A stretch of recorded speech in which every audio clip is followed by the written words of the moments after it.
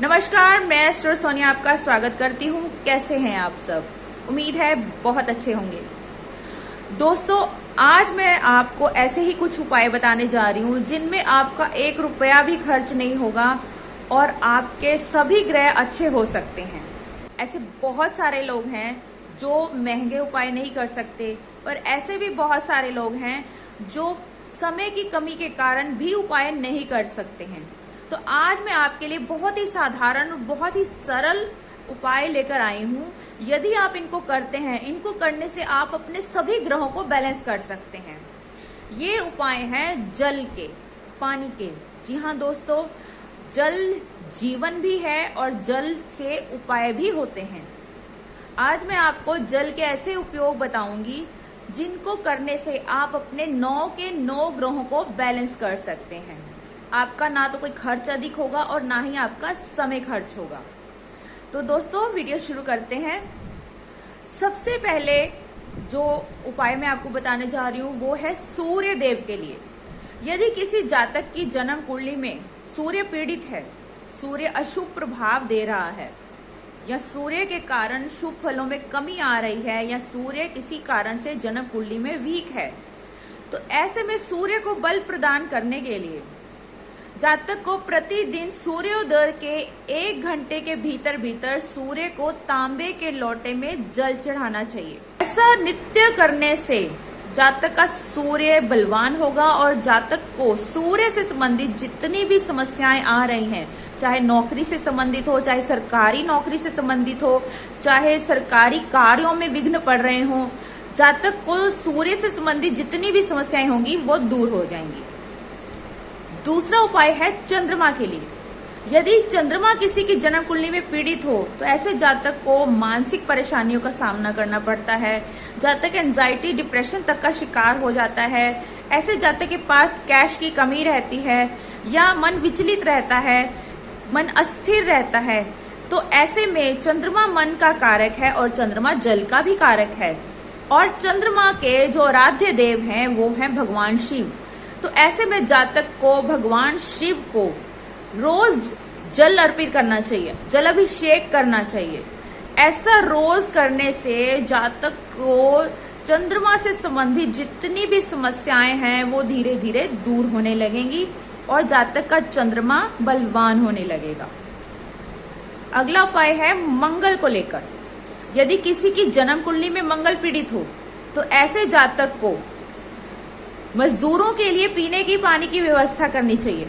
किसी फैक्ट्री कारखाने के बाहर मजदूरों के लिए पीने के पानी की व्यवस्था कर देनी चाहिए। पीने का पानी रख देना चाहिए, मटका रख देना चाहिए। ऐसा करने से जैसे जैसे वो पानी मजदूर लोग पिएंगे, आपका मंगल धीरे धीरे ठीक होने लगेगा। अगला उपाय है जल का बुध के लिए। यदि आपकी जन्म कुंडली में बुध किसी कारणवश पीड़ित हो तो आप बच्चों के स्कूल में, विद्यालय में पीने के पानी की व्यवस्था कीजिए। ऐसा करने से आपका बुध ग्रह अच्छा होने लगेगा। बृहस्पति ग्रह को ठीक करने के लिए आप क्या करेंगे? यदि बृहस्पति जन्म कुंडली में पीड़ित हो, किसी कारण से शुभ फल नहीं दे रहा हो, तो ऐसे में आप लोग किसी मंदिर में पीने के पानी की व्यवस्था कीजिए। ऐसा करने से आपका बृहस्पति आपको अच्छे फल देने लगेगा। बृहस्पति के शुभ परिणाम प्राप्त होने लगेंगे।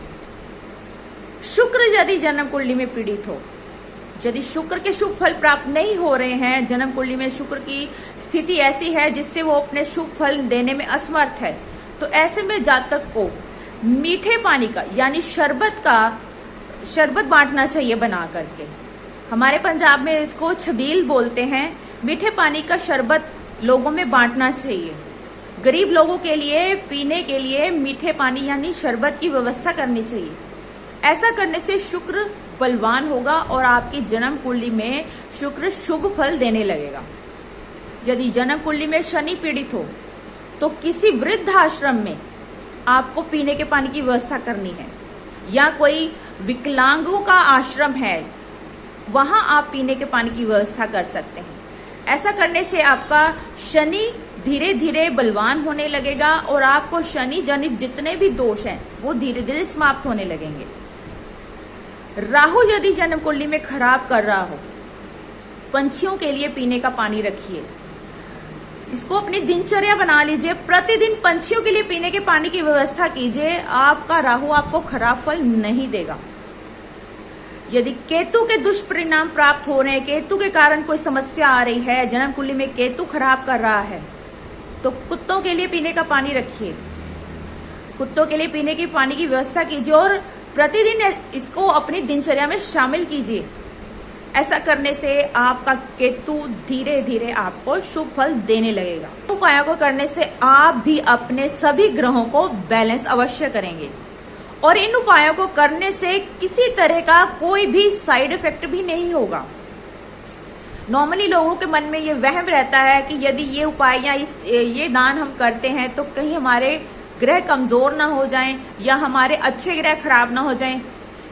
ये सारे उपाय जल से जो करने के लिए मैंने आपको बताया है, ये उपाय यदि आप करते हैं तो आपके जो अच्छे फल देने वाले ग्रह हैं वो और अच्छा फल देंगे और जो ग्रह खराब फल दे रहे हैं वो भी बैलेंस हो जाएंगे। तो ये उपाय करने से आपको सभी प्रकार से शुभ फलों की प्राप्ति होगी। आज के लिए इतना ही। आने वाले वीडियोस में और बहुत अच्छी जानकारी लेकर आपके सामने फिर से हाजिर होंगी। तब तक के लिए नमस्कार, धन्यवाद।